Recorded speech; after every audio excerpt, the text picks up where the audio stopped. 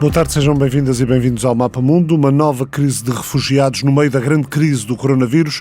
Connosco está Ana Santos Pinto, do IPRI, Instituto Português de Relações Internacionais.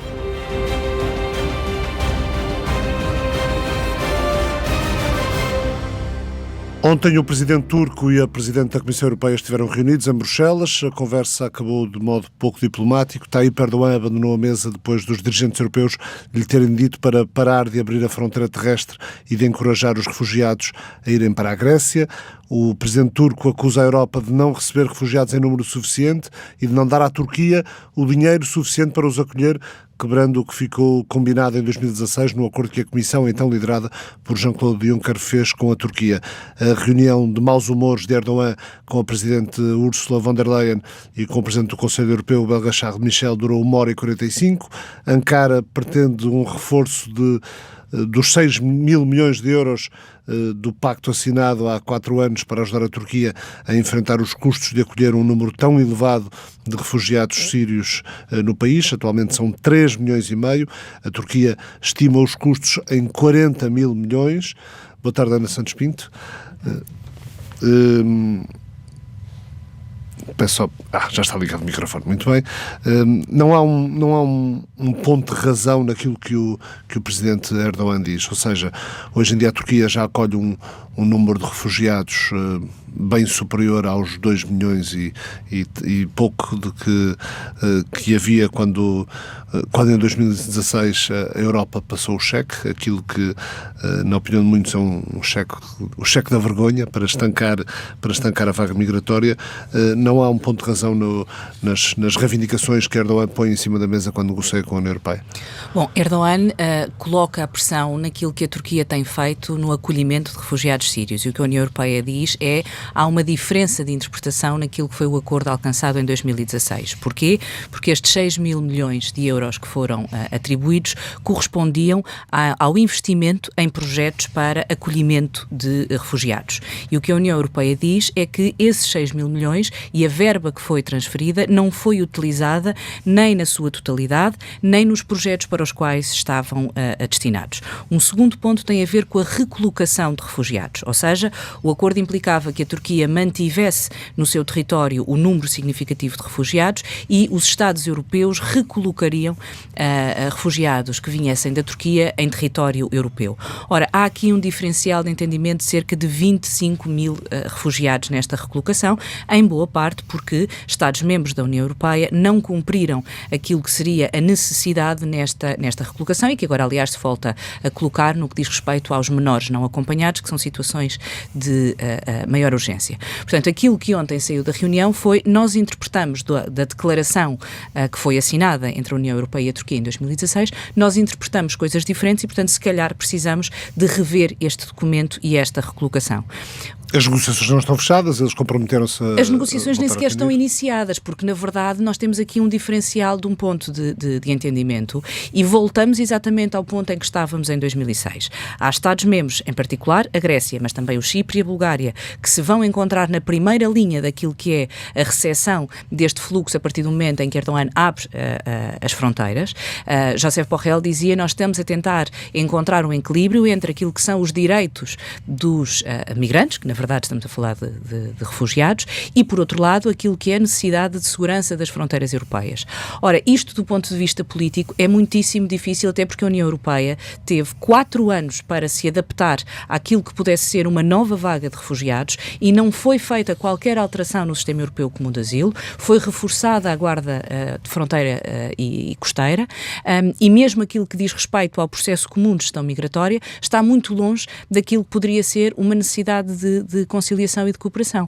E, portanto, nós estamos com enorme dificuldade em responder àquilo que se antevê, até porque o conflito na Síria continua, àquilo que se antevê como um novo fluxo de refugiados em direção ao continente europeu. Podemos ver repetido o cenário do verão de 2015, nessa altura mais de 1 milhão de refugiados entrou na Europa após a Angela Merkel ter dito que podiam vir. Nós que vamos assistir a um aumento dessa vaga, parece-me bastante óbvio, até porque Erdogan tem uma pressão interna que, pelo acumular de refugiados que foram mantidos desde de 2006 e que vão crescendo com o passar das semanas, é natural que ele tenha também, e tem em primeiro lugar, que responder àquilo que são as suas pressões internas. E, portanto, essa dificuldade de conciliação, a União Europeia já disse que iria reforçar em 6 milhões de euros o valor da ajuda humanitária, mas estamos a falar de ajuda humanitária e não de um problema de resolução estrutural que diz respeito a esta recolocação. Vai voltar, provavelmente, a colocar-se a questão da solidariedade europeia e dos Estados que estão disponíveis para fazer esta recolocação e aqueles que, à partida, por razões de ordem interna, naturalmente, não estão disponíveis. Princípios e valores, esses também ficaram em 2016. Von der Leyen afirmou que há de facto vários pontos do acordo de 2016 por implementar e que estão dispostos a avançar, mas tem de ser recíproco, lá está. A União Europeia já conseguiu mais de 700 milhões de euros para lidar com as migrações, no fundo para ajudar com a Grécia e com outros países que estão na primeira linha, como referias, o Chipre e a Bulgária, a lidar com o problema. Admite também 500 milhões extra para financiar projetos educacionais na Turquia, mas lá está, acusa a Turquia de estar a utilizar os refugiados como arma política e avisa que não pode haver negociações substanciais enquanto a Turquia não evitar que os refugiados continuem a atravessar a fronteira rumo à Grécia. Para mostrar que os governos europeus estão dispostos a fazer mais, a Alemanha anunciou que lidera uma coligação de vontade que junta mais 4 países, Portugal, França, Luxemburgo e Finlândia, que estão dispostos a acolher até 1.500 menores não acompanhados que tenham viajado da Turquia para os campos de refugiados nas ilhas gregas, nomeadamente Lesbos. Este anúncio dos 5 países dispostos a acolher menores vindos da Síria não acompanhados soube-se ontem, mais ou menos a esta hora, mas isto pode ser pouco. Até porque não é só uma razão de financiamento ou de recolocação de menores não acompanhados. Nós devemos recordar que o acordo de 2016 implicava também a negociação relativa à liberalização dos vistos para a Turquia e a questões de união aduaneira. Portanto, nós não estamos apenas a falar na dimensão de refugiados. Essa é a mais imediata e é aquela que faz parte da resposta a uma necessidade premente, mas este pacote negocial e aquilo que a Turquia pretende é, de facto, ter aqui um leverage negocial, uma força negocial em relação à União Europeia. Nem tudo se resolve com financiamento. E essa disponibilização dos 6 mil milhões de euros não foi o suficiente porque os projetos não cumpriam aquilo que eram os requisitos apresentados pela União Europeia, mas a recolocação por parte da União Europeia também não foi cumprida. E, portanto, nós temos aqui uma dificuldade de entendimento que não tem uma resolução de curto prazo e à partida. Esta recente crise está associada, por outro lado, à ofensiva das tropas de Bashar al-Assad, do líder do regime sírio, com o apoio da aviação russa, na região do Noroeste, na região da província de Idlib, o que impele as populações em fuga encaminharem-se ainda mais para a fronteira com a Turquia. Bom, essa é a reação natural, é que perante uma circunstância de insegurança e de violência, aliás é isso que sustenta o estatuto de refugiado, é a perseguição continuada, e isso leva as pessoas, obviamente, a sair do sítio onde esses conflitos estão a ocorrer. E estes conflitos em Idlib começam em dezembro de 2019 e, portanto, as vagas não são imediatas, elas vão ocorrendo e o conflito foi escalando ao longo das últimas semanas. Tivemos o acordo entre a Rússia e a Turquia, mas um acordo de cessar-fogo que tem alguma dificuldade de implementação, como aliás teve o acordo de Sochi em 2018. Porquê? Porque não há um controle por parte dos atores envolvidos, seja a Rússia, seja a Turquia, dos movimentos no terreno. Sobretudo as forças no terreno. Mas, de qualquer forma, tanto quanto se sabe, depois deste cessar-fogo no fim de semana conseguido entre a Turquia e a Rússia, não está a haver também propriamente uma violação sistemática desse cessar-fogo. O que é natural, porque ambos os lados, sejam os movimentos de oposição ou revoltosos que se opõem ao regime, seja o próprio regime sírio, sofreram baixas do ponto de vista dos recursos humanos e do ponto de vista material muito significativas e, portanto, é natural que nesta primeira fase e até durante algum tempo, estes movimentos e o regime aproveitem para reconstruir aquilo que são as suas posições e as suas capacidades. Mas isto não significa que a solução esteja em cima da mesa e que a desmilitarização de Idlib, que aliás foi o ponto de partida para o acordo de Sochi de 2018, esteja novamente agora em implementação. Até porque tanto a Turquia como a Rússia e o regime sírio e naturalmente o Irão mantêm aquilo que são os seus princípios fundamentais. O regime sírio quer controlar todo o território e essa também é a intenção da Rússia. A Turquia quer contrariar o regime de Assad porque considera que é um foco de instabilidade e enquanto o regime de Assad se mantiver, existe uma violência contra partes da população, contra minorias na população, que vão fugir para a Turquia e vão pressionar as suas fronteiras. Portanto, aquilo que é a dimensão de contexto do conflito sírio, que se prolonga há 9 anos, está agora circunscrito às regiões de Idlib e de Alepo, que são onde estão os movimentos ainda de oposição ao regime, mas estes movimentos vão procurar aquilo que é a sua reestruturação, o seu reposicionamento e o regime de Assad fará exatamente a mesma coisa. Em Alepo, em zonas muito circunscritas e em Idlib de uma forma mais expansiva. Forma mais expansiva. Entra aqui, obviamente, o papel ativo da Rússia no conflito, mas também o papel de omissão dos Estados Unidos, que nem mesmo com a presença iraniana no terreno a apoiar os movimentos xiitas, fez com que os americanos mantivessem uma presença mais ativa, ou seja, a fatura de combater a presença iraniana no território sírio foi deixada pela atual administração americana basicamente a Israel. Bom, e de alguma forma aquilo que a administração norte-americana tem demonstrado é que a sua intenção é fazer uma retirada daquilo que é a dimensão militar no Médio Oriente, no caso do conflito no Iraque e também no conflito na Síria. Mas eu creio que é importante aqui olharmos para aquilo que a Rússia pretende. E há aqui uma dimensão da Aliança Atlântica, porque a Rússia também, através do posicionamento em relação à Turquia e no contexto da Síria, pretende uma divisão, um afastamento da Turquia em relação à Aliança Atlântica e uma divisão no contexto da NATO. E isto tem um ponto de consequência naquilo que é a coerência e solidariedade transatlântica. E, de alguma forma, o conflito na Síria não é só um conflito local, não é só um conflito por procuração, é muito mais do que isso e com uma complexidade que cruza atores como o Irão, atores como a Rússia, como a Turquia e, naturalmente, embora de forma indireta, porque não se quer o envolvimento ocidental, os Estados europeus e os Estados Unidos. Para os ouvintes que estão menos familiarizados com estas coisas, a Turquia é um país membro da NATO e é dos mais importantes, em termos de efetivos, países da NATO. É não só um dos países do ponto de vista dos efetivos, mas também aquele que tem participado e que tem feito uma dimensão estrutural nas participações da Aliança Atlântica. E portanto, desde 2015 e depois com a tentativa de golpe em 2016, o que se assistiu foi a um afastamento da Turquia daquilo que são as orientações e a coesão da Aliança Atlântica. Ora, esta dimensão em que a Turquia está sozinha neste confronto com a Rússia, apesar das declarações políticas, a verdade é que a Turquia decidiu unilateralmente fazer a intervenção direta no conflito da Síria, perdeu 35 militares e isto internamente é muito significativo para o regime de Erdogan.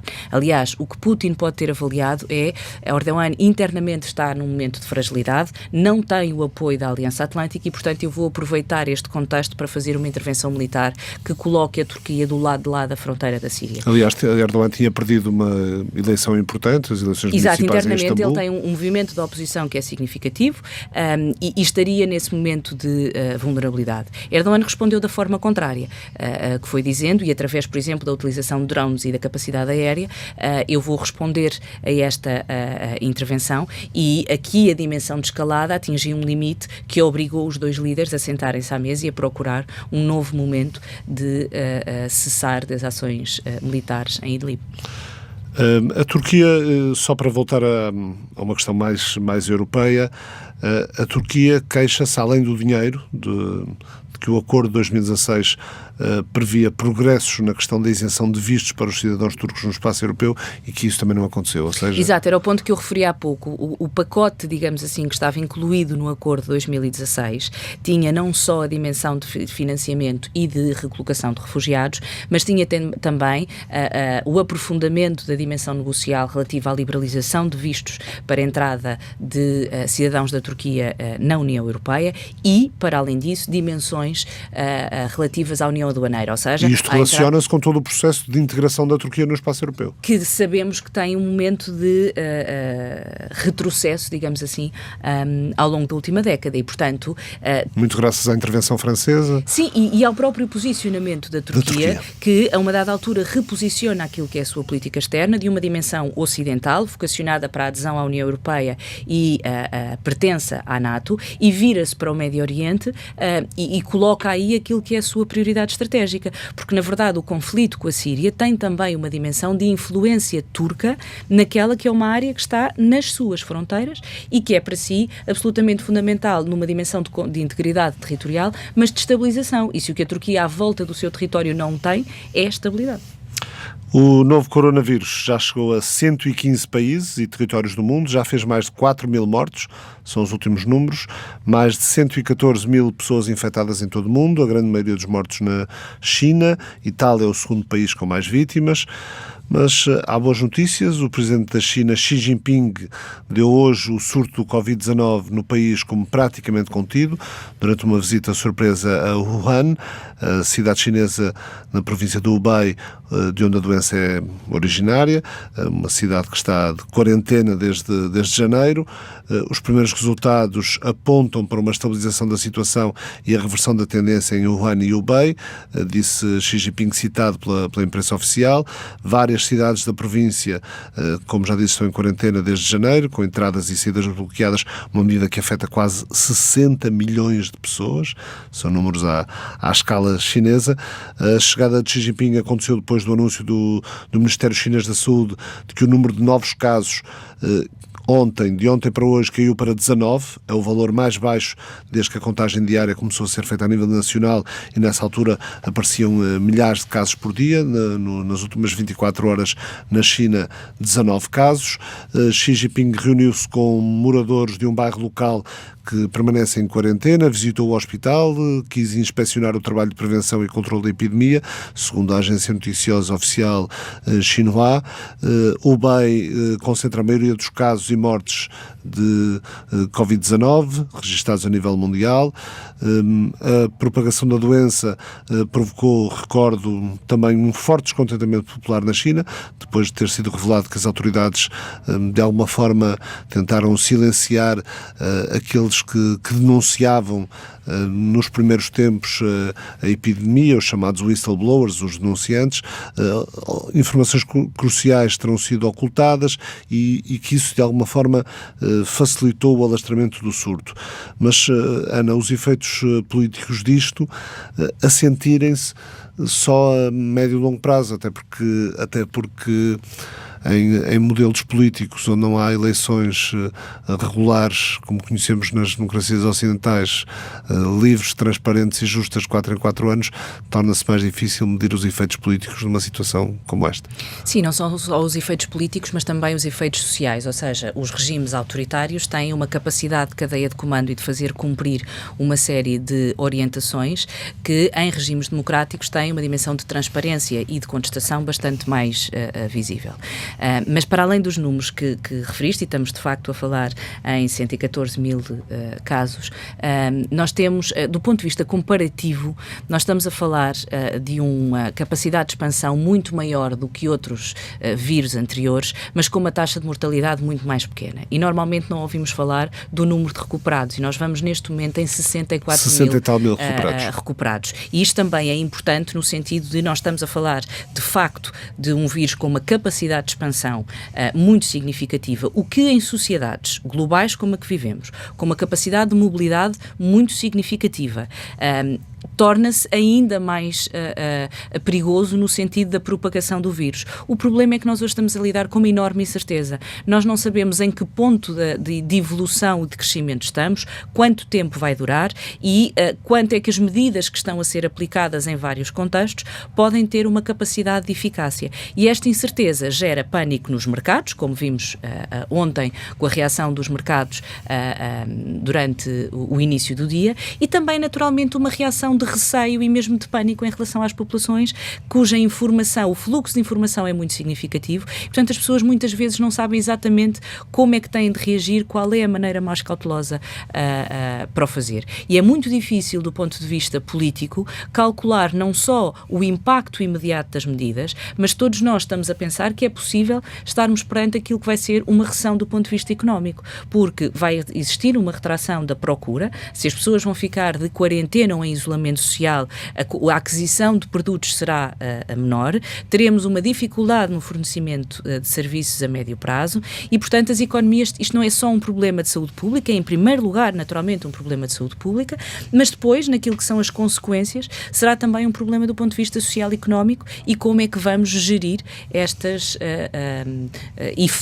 efeito dominó, digamos assim, do ponto de vista do médio e do longo prazo. E isto exige naturalmente uma enorme coordenação, designadamente ao nível da União Europeia, mas também do ponto de vista daquilo que nós chamamos os regimes internacionais, ou seja, do ponto de vista global, as orientações da Organização Mundial de Saúde, porque pandemias, os académicos prevêem há muito tempo que não existe capacidade eficaz de resposta a uma pandemia, seja ela do ébola, seja ela do coronavírus ou de outra natureza. É muito difícil fazer esta resposta. Porquê? Porque as estruturas de aplicação de medidas estão a nível nacional e isto estamos a falar de propagações de escala global.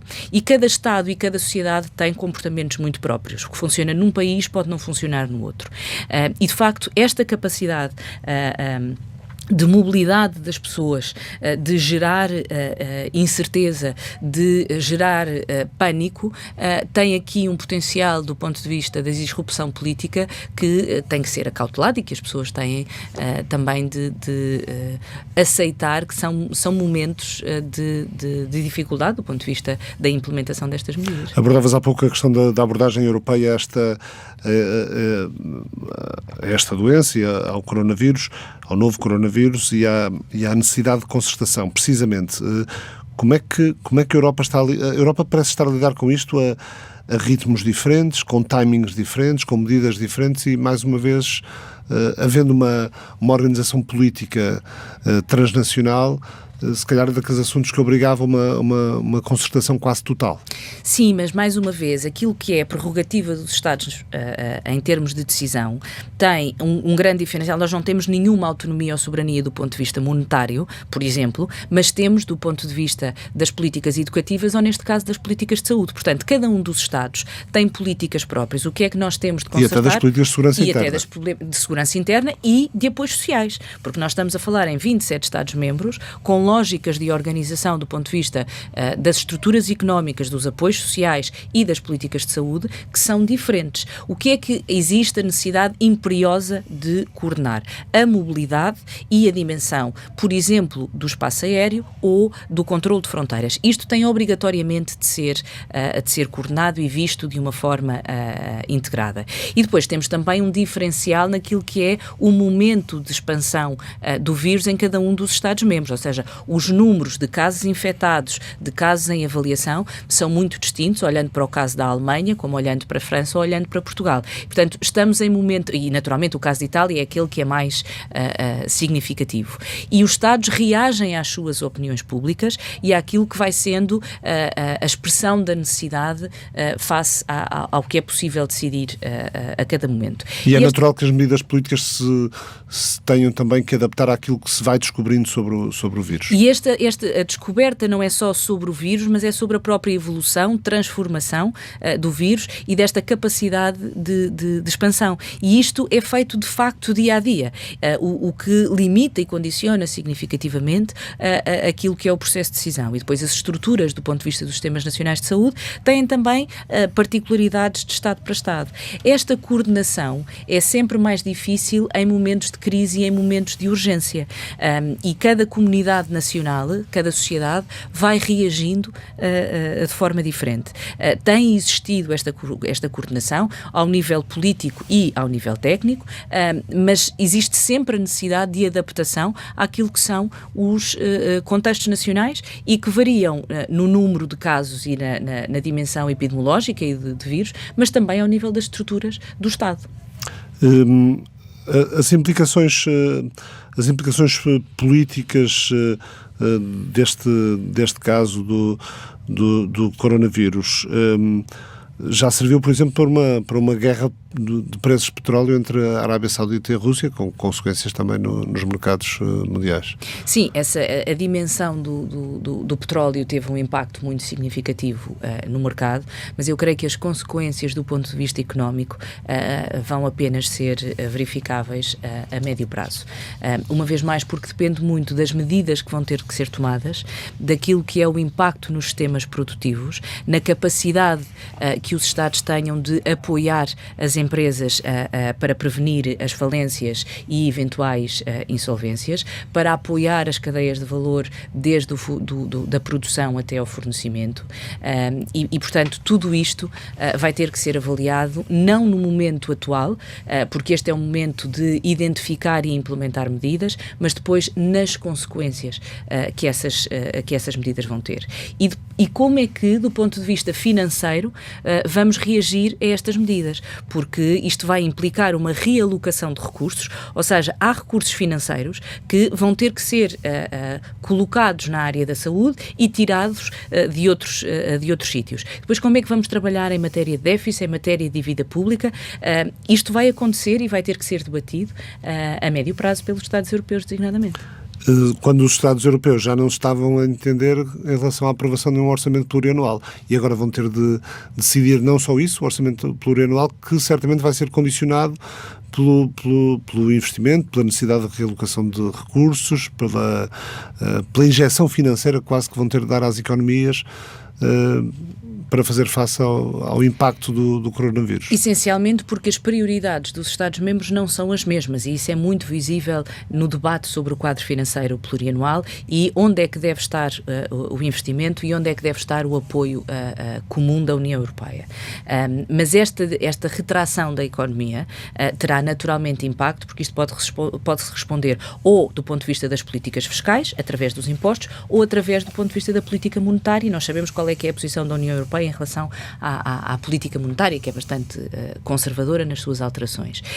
E isto vai ter que ser definido do ponto de vista político, como é que vamos adaptar aquilo que é o debate do quadro financeiro plurianual e as prioridades de investimento, como é que vai estar a economia europeia quando este quadro financeiro, este orçamento da União Europeia, tiver necessidade de aplicação e depois que critérios é que vão ser aplicados aos Estados-membros que tiveram uma maior consequência, foram mais afetados, porque há um diferencial entre Estados mais afetados do que outros por esta dimensão do impacto do coronavírus nas estruturas económicas, como é que esses Estados vão ter contexto e medidas também de compreensão do ponto de vista financeiro para responder a esta necessidade de investimento. E isso vai ter que ser naturalmente debatido e confrontado. Vamos ver até que ponto o coronavírus não multiplica os polos que já estavam em discussão no debate sobre o quadro orçamental da União Europeia. Esse diferencial já existia. Porque havia uma divisão entre os países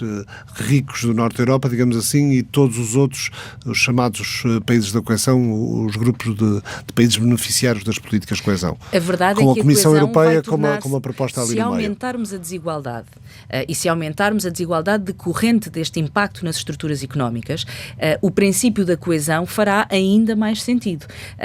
E por isso eu dizia, resta saber qual é o contexto económico, qual é o ambiente, digamos assim, o quadro económico em que este quadro financeiro plurianual vai ter aplicação. E isso não é possível antecipar nesta altura, porque, como eu referi há pouco, nós ainda estamos na parte de identificação e implementação de medidas. As consequências virão daqui a bastante tempo. A Covid-19, o novo coronavírus, é um excelente aliado para os populistas e para os autoritários? Bom, eu creio que o governo italiano não terá exatamente essa opinião, porque os governos de matriz populista, sejam eles em que geografia forem, quando confrontados com uma situação de crise e de processo de decisão, têm enorme dificuldade em corresponder àquilo que são as promessas que foram fazendo. E a posição do governo italiano é hoje uma posição de implementação de medidas muito rígidas em relação àquilo que é designadamente a circulação, mas também o fornecimento funcionamento dos serviços e de apoio à população. Eu não estou certa que os governos com este apoio de movimentos populistas saiam beneficiados com aquilo que é o atual contexto do ponto de vista epidemiológico, porque eles vão exigir medidas difíceis de tomar pelos governos e pelos decisores, e os populistas o que fazem é colocar o nós contra eles, ou seja... Mas ajuda essa narrativa, não é? Ajuda a essa narrativa quando não se está no governo. Quando se está no governo e tem que se tomar essa decisão, passamos a fazer parte da elite e do grupo que tem que tomar decisões difíceis. Portanto, e que no caso italiano vai problemas. certamente ajudar Matteo Salvini. Pode ter essa consequência, mas aquilo que também... Eu bem dizia que era preciso fechar as fronteiras, não é? Mas o problema de o medo em mobilidade relação interna, ao outro, ao que vem de fora... O problema de mobilidade interna, isto não é uma questão que resulta apenas da imigração, é uma questão que surge dentro da própria mobilidade interna, dentro de um Estado. E, portanto, é muito difícil fazer este controlo e esta capacidade de travar aquilo que é o potencial de expansão do vírus. E aquilo que os governos têm que fazer muitas vezes é tomar medidas que contrariam aquilo que possam ser os desejos ou as expectativas da população. Veremos também qual é que é a oposição que é feita ao governo italiano e se existe sequer uma alternativa às medidas que estão a ser propostas. Tal como um ataque terrorista com algum significado, um caso destes, uma situação destas que se pode prolongar por semanas ou até meses, já está há alguns meses, tem o potencial de nos levar a alterar comportamentos e a instalar uma espécie de pânico moral nas sociedades. Bom, de alguma forma essa é a reação imediata, é que os seres humanos reagem àquilo que é o receio e o medo que lhe é provocado por uma situação desconhecida, e isso naturalmente tem uma consequência do ponto de vista dos comportamentos. E esses comportamentos não são orientados nem regulados por decreto. E, portanto, é necessário também existir por parte das populações uma compreensão daquilo que possam ser as medidas que tenham que vir a ser tomadas, sejam elas em que contexto geográfico for. E, portanto, deste ponto de vista, a cooperação das sociedades em relação às medidas que são definidas, e elas são, de alguma forma, definidas do ponto de vista global, e isto tem um impacto no nosso comportamento diário, naquilo que nós fazemos para conter aquilo que seja a expansão de um vírus que é por uma contaminação direta, mas mais do que isso, nós não sabemos exatamente nem a estrutura do vírus, nem como é que, de uma forma muito detalhada, ele pode ser passado de um ser humano para o outro, ou tem a ver, por exemplo, com a segurança alimentar e com a dimensão da alimentação, e designadamente da alimentação animal. Ainda há muito por conhecer e, portanto, nós estamos aqui numa dimensão de incerteza que naturalmente gera uma noção de receio e de medo. E, portanto, aquilo que é o principal conselho nesta altura é uma noção de bom senso e de percebermos que há comportamentos que podem e que devem ser evitados de forma a conter aquilo que é a expansão de um vírus que tem uma capacidade de propagação muito significativa. Claro que os avanços da medicina e da tecnologia vão ajudar, mas até a forma como a tecnologia se relaciona com isto obriga a uma reflexão. Há dias lia na Folha de São Paulo um artigo de uma investigadora brasileira, especialista em política chinesa, que na província de Hubei, na China, casos que aconteceram, um drone que se aproxima e avisa um rapaz que não pode estar a jogar a bola na rua, um drone que se aproxima de uma varanda e consegue medir a temperatura de pessoas que estão na varanda sem mais qualquer intervenção humana, a não ser quem está a controlar o aparelho na base, e até um drone que se aproxima de um homem que está a caminhar sem máscara e o adverte para colocar a máscara e deixa cair a máscara. Portanto, isto são situações reais que podem parecer de ficção científica, mas que são reais. A dúvida que muitos colocam é que, e era o caso que essa investigadora apontava, a dúvida é até que ponto estas medidas de segurança não podem ser aproveitadas por determinados tipos de governos para instaurar ou consolidar um modelo de vida mais securitário. Mais controlado depois de ultrapassada a crise epidemiológica propriamente dita. Sim, mas esse é naturalmente o desafio que é colocado pela introdução da inteligência inteligência artificial nas nossas sociedades.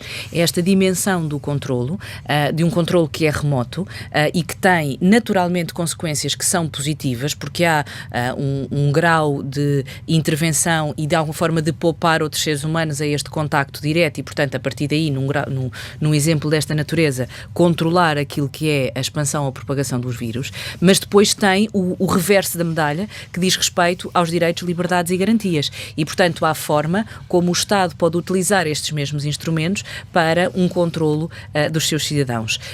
Mas esse é um debate que, felizmente, se pode fazer em democracias e que os cidadãos devem estar conscientes de que a introdução da inteligência artificial e de mecanismos tecnológicos no seu dia-a-dia, designadamente com as vantagens que tem do ponto de vista da utilização em matéria de saúde, como seja a telemedicina ou outros, tem também consequências do ponto de vista negativo. Mas, como eu referia, o importante é que as pessoas tenham consciência de que este debate é possível e deve ser feito nas democracias. O mesmo, naturalmente, não acontece em regimes autoritários. Ana Santos Pinto, muito obrigado por ter vindo ao Mapa Mundo, à TSF, o Mapa Mundo, parceria da TSF com o Instituto Português de Relações Internacionais. Regressamos na próxima semana.